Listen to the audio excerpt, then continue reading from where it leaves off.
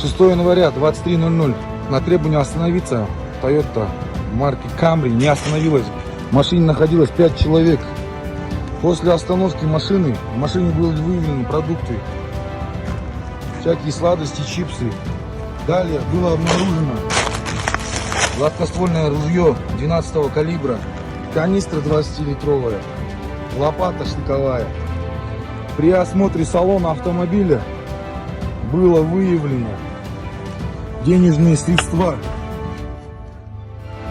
Приблизительная сумма 900 тысяч тенге. По их словам.